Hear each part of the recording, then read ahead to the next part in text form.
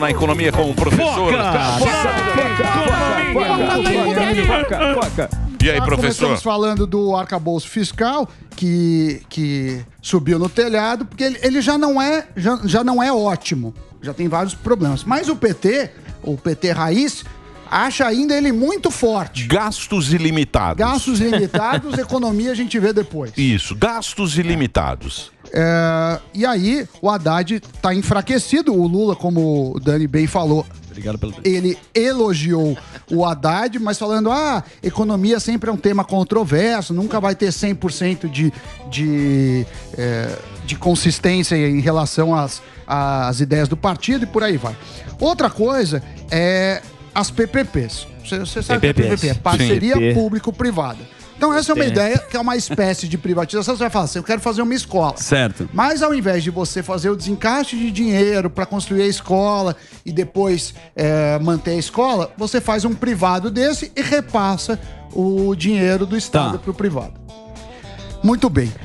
Como o governo, alguns casos, dão calote, o Haddad está pondo o Tesouro Nacional como garantia.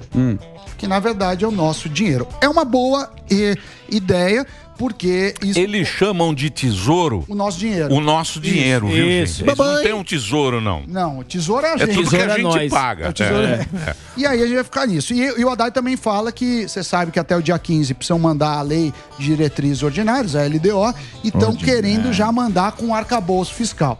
O FMI apontou que sem um ajuste fiscal não tem ambiente para descer juros nem no Brasil, nem em outro lugar do mundo. Falando em 100 dias, não foi só 100 dias do governo Lula, não. Foi os 100 dias também dos governadores, caso do Tarcísio.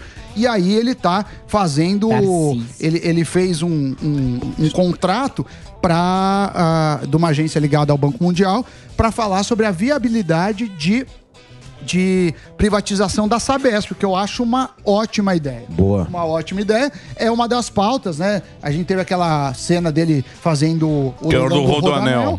Então, fica marcado por isso. A gente teve o Lula fazendo o PAC, o problema é que a gente sabe que isso acaba muito mal, um discurso do Lula muito fora da realidade. Ele fez reservas, é verdade, mas a Dilma detonou as reservas e deixou um rombo que a gente custou a pagar. Outra coisa é a gasolina. O que aconteceu com a gasolina? Ela voltou a subir após 3 semanas em queda. Mexer em preço artificialmente é um problema. A ABICOM, que é a Associação dos Combustíveis, já falou, olha, se vocês deixam a gasolina artificialmente mais barata, vocês podem afetar, por exemplo, o consumo de etanol.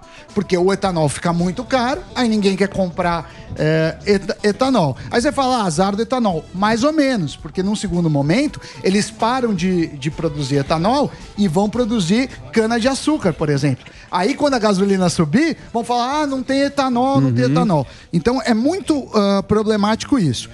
Vale dizer que não existe formalmente uma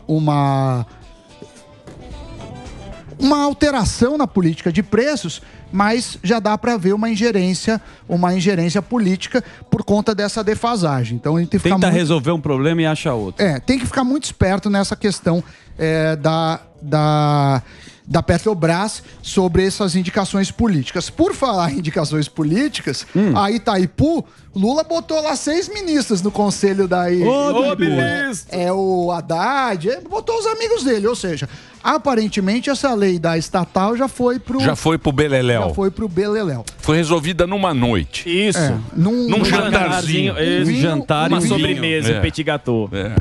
Outra coisa também que é de economia, o FMI está fazendo a projeção para o Brasil abaixo da média mundial, abaixo dos países emergentes e abaixo da América do Sul. O Brasil deve crescer esse ano 0,9%. Já a economia mundial deve crescer 2,8%, a América Latina e Caribe 1,6% e só sul-americanos 1%. Então a gente está indo pior que todo mundo, o que é preocupante. Por fim... Mas isso era meio óbvio, né? É meio óbvio, mas... Eu disse. Mas é ruim, a notícia é ruim. Mas por fim... É ruim, o Brasil é ruim. Você lembra o... O Brasil Cuba? é ruim. Você lembra o Cubo que ele fez? Na Cuba, na passagem dos Cuba. R$200. Zé O que aconteceu? O Lula falou, aqui quem dá notícia sou eu. Lembra que ele deu um baixa?